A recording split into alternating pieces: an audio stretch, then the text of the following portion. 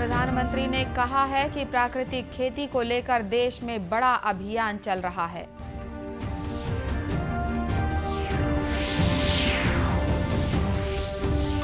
श्री अमरनाथ यात्रा मार्ग में फंसे 15,000 श्रद्धालुओं को सुरक्षित स्थानों तक पहुंचाया गया।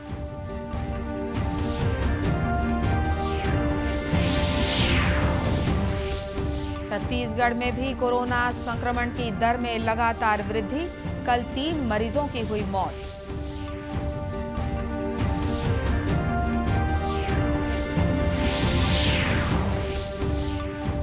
और ईद उल अजहा का पर्व आज धार्मिक श्रद्धा और आस्था के साथ मनाया जा रहा है।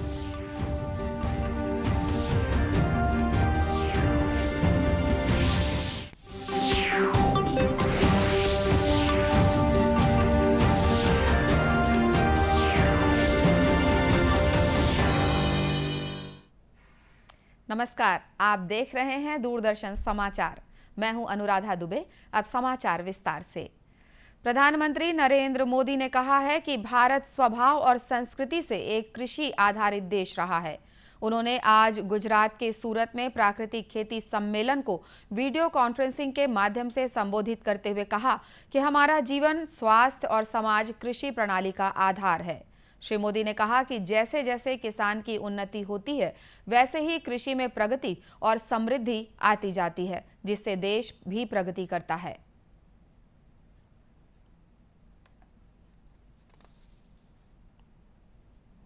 देश इस दिशा में पिछले 8 सालों से गंभीरता से काम कर रहा है। परंपरागत कृषि विकास योजना और भारतीय कृषि पद्धति जैसे कार्यक्रमों के जरिए आज किसानों को संसाधन, सुविधा और सहयोग दिया जा रहा है। इस योजना के तहत देश में 30,000 क्लस्टर्स बनाए गए हैं। लाखों किसानों को इसका लाभ मिल रहा है। परंपरागत कृषि विकास योजना के तहत देश की करीब 10 लाख हेक्टेयर जमीन कवर की जाएगी।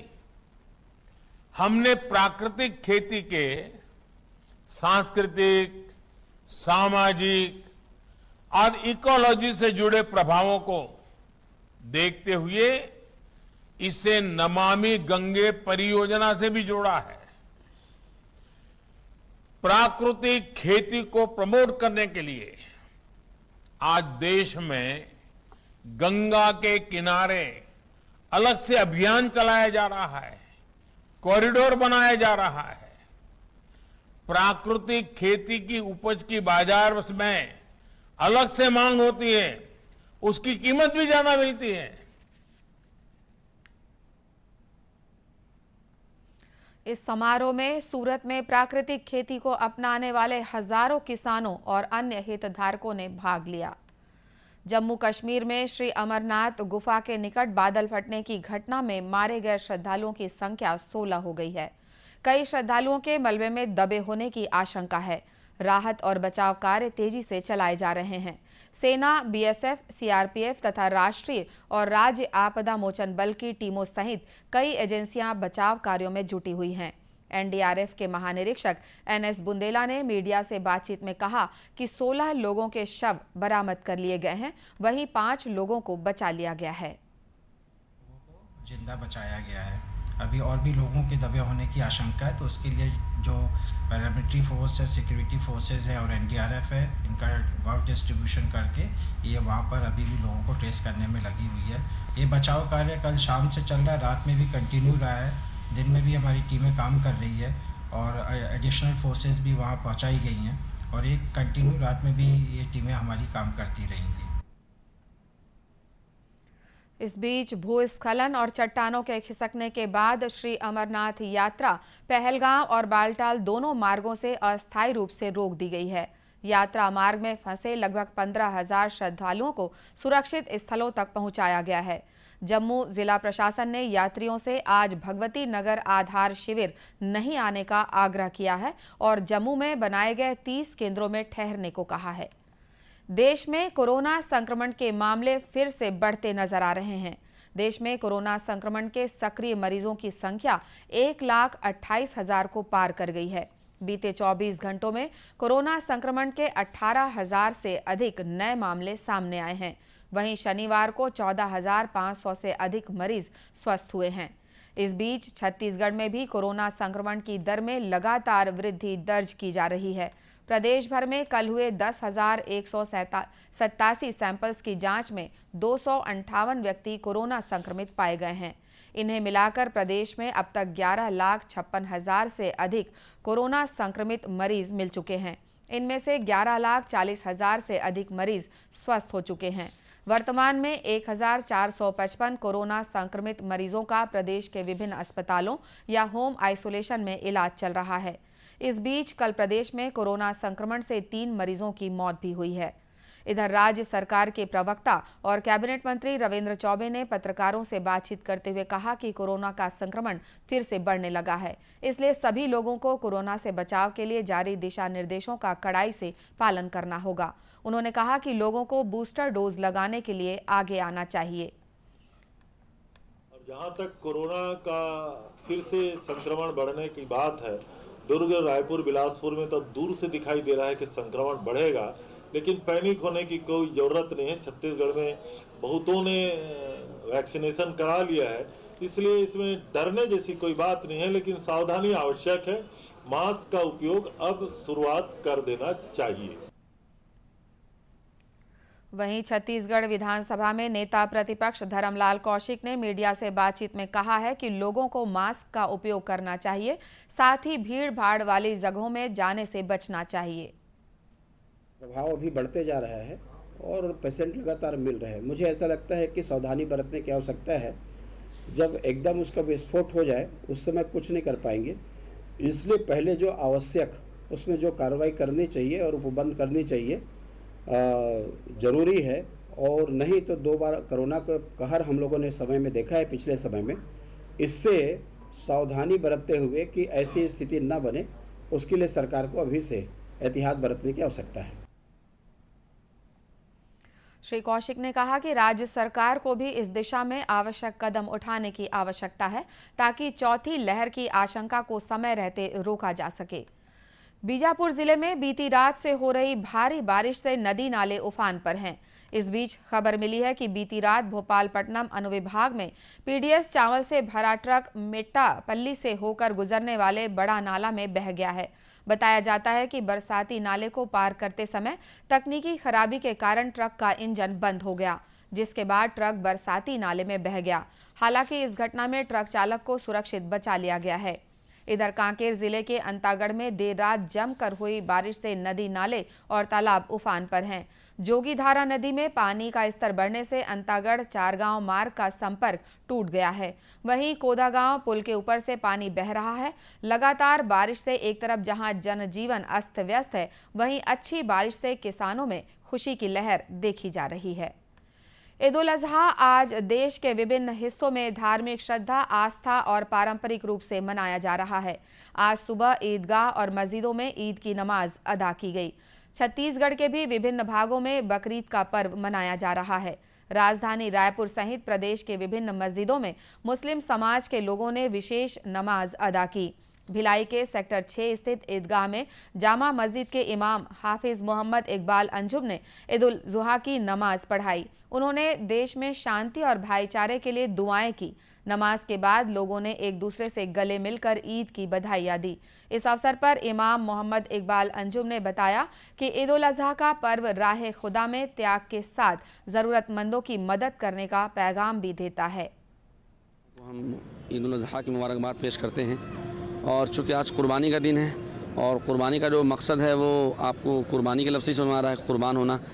तो चूँकि आज एक सिंबॉलिक तौर पर अल्लाह की राह में जानवर ज़िबा किया जाता है, लेकिन इसके पीछे जो मकसद है और रीज़न वो ये है कि हर तरह की कुर्बानी जो हमें देनी चाहिए, चाहे अपने जान से, चाहे माल से, चाहे अपने मुल्क के लिए हो या अपने पड़ोसी के लिए हो या अपने गरीब भाइयों के लिए या अमीरों के लिए, जिससे भी इस तरह की कुर्बानी की ज़रूरत पड़े, मुसलमान को हमेशा कुर्बान देने के लिए तैयार रहना चाहिए।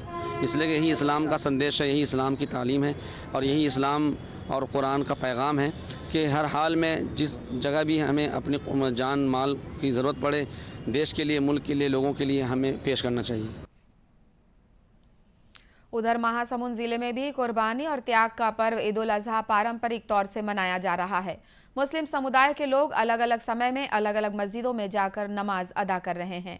ईदगाह भाटा में भी ईद उल अजहा की नमाज अदा की गई। मुस्लिम समाज के लोगों ने इस दौरान अमन चैन की दुआ मांगी। इसके बाद सभी धर्मों के लोगों ने एक दूसरे के गले मिलकर ईद उल अजहा की बधाई दी। प्रदेश के अन्य हिस्सों से भी ईद की नमाज अदा करने की खबर है। इधर बकरीद पर्व के अवसर पर इमामों ने शांति और सौहार्द बनाए रखते हुए भाईचारे की भावना से त्योहार मनाने की अपील की है। गौरतलब है कि ये त्योहार ईश्वर के आदेश के अनुपालन में अपने इकलौते बेटे की कुर्बानी देने के लिए हजरत इब्राहिम की तत्परता की याद में मनाया जाता है। प्रधानमंत्री फसल बीमा योजना के तहत राजनांदगांव जिले में खरीफ फसल का बीमा कराने के लिए किसानों के बीच उत्साह देखा जा रहा है। जिले में अब तक करीब 55,000 किसानों ने अपने फसल का बीमा कराया है, जिसकी प्रीमियम राशि 4 करोड़ 65 लाख रुपए है। इस योजना का लाभ लेने के लिए अंतिम तिथि 15 जुलाई निर्धारित की गई है। जिला सहकारी केंद्रीय बैंक के मुख्य कार्यपालन अधिकारी सुधीर सोनी ने बताया कि बीते वर्ष 2,49,000 किसानों ने प्रधानमंत्री फसल बीमा योजना का लाभ लिया था। फसल बीमा योजना खरीफ 2022 के तहत आज दिनांक तक जिला सहकारी केंद्रीय बैंक मर्यादित राजनांदगांव अंतर्गत 53,970 ऋणी कृषकों का एवं 796 अऋणी कृषकों का फसल बीमा किया गया है और उसकी प्रीमियम राशि है 4 करोड़ 65 लाख। पूर्व वर्ष खरीफ वर्ष 2020 में हमारे यहाँ कुल 2,49,313 कृषकों का बीमा किया गया था, जिसकी प्रीमियम राशि 24 करोड़ 6 लाख होती है।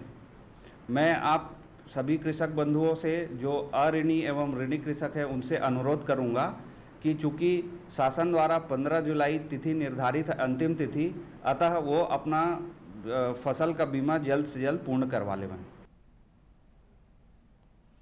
उन्होंने बताया कि जिले के किसान धान, सोयाबीन और अरहर फसल का बीमा करा सकते हैं। आजादी के लिए भारत का शानदार संघर्ष आधुनिक विश्व के महानतम संघर्षों में से एक है। दूरदर्शन समाचार इतिहास की धारा बदलने वालों की झलक रोजाना आपके लिए लेकर आ रहा है। आज हम बात कर रहे हैं ब्रिटिश राज के विरुद्ध 10 जुलाई 1806 को शुरू हुई वेल्लोर क्रांति के बारे में। ब्रिटिश राज के विरुद्ध 10 जुलाई 1806 को वेल्लोर क्रांति शुरू हुई। ये ईस्ट इंडिया कंपनी के विरुद्ध भारतीय सिपाहियों का बड़े पैमाने पर विद्रोह का पहला उदाहरण था। 4 मई 1799 को श्रीरंगपट्टनम की घेराबंदी के दौरान टीपू सुल्तान के मारे जाने के बाद ब्रिटिश सैनिकों ने मैसूर राज्य पर कब्जा कर लिया था। अंग्रेजों ने मैसूर को उसके पूर्व शासकों वडियारों को सौंप दिया और टीपू के बच्चों और उनके परिवारों को वेल्लोर निर्वासित कर दिया गया। हालांकि ये रणनीति शीघ्र ही उनकी परेशानी का कारण बन गई। टीपू के बच्चों, उनके परिवारों और असंख्य नौकरों ने निर्वासन में मैसूर वासियों के समुदाय का गठन किया, जिसकी संख्या 3,000 तक थी और वे वेल्लोर के आसपास के काफी क्षेत्र में फैल गए। श्रीरंगपट्टम में खूनी लड़ाई के 6 साल बाद 14 नवंबर 1805 को ब्रिटिश सैनिकों के कमांडर इन चीफ JF क्रेडॉक ने एक आदेश जारी किया, जिसमें नए सैन्य ड्रेस कोड का विवरण दिया गया था। आदेश के अनुसार सिपाहियों को वर्दी पहननी थी और दाढ़ी कटवानी थी। उन्हें चमड़े की पगड़ी पहनने के लिए मजबूर किया जाता था। यद्यपि ये आदेश एक रूपता स्थापित करने के लिए जारी किया गया था, लेकिन हिंदू सिपाहियों ने चमड़े की टोपी पहनने पर आपत्ति जताई। जब 21 सिपाहियों ने अप्रसन्नता व्यक्त की तो उन्हें शारीरिक दंड दिया गया और उन्हें मद्रास में फोर्ट सेंट जॉर्ज में सार्वजनिक रूप से उत्पीड़न का सामना करना पड़ा। 10 जुलाई 1806 की सुबह सिपाहियों ने वेल्लोर किले पर हमला किया। इसके बाद नरसंहार हुआ, जिसमें 100 से अधिक ब्रिटिश सैनिक मारे गए। अंग्रेजों के झंडे को सिपाहियों ने उतारा और टीपू का झंडा फहरा दिया। जब आरकोट से ब्रिटिश घुड़सवार रेजिमेंट किले तक पहुंची तो पता चला कि वो तो पहले से ही किला कार्यकर्ताओं के कब्जे में था। लेकिन जल्द ही उनमें से अधिकांश को ब्रिटिश सेना ने मार गिराया और विद्रोह को कुचल दिया। हालांकि वेल्लोर विद्रोह अक्सर 1857 की घटनाओं से ओझल हो जाता है, लेकिन इसके प्रभाव ब्रिटेन में भी महसूस किए गए थे। अंत में मुख्य समाचार एक बार फिर।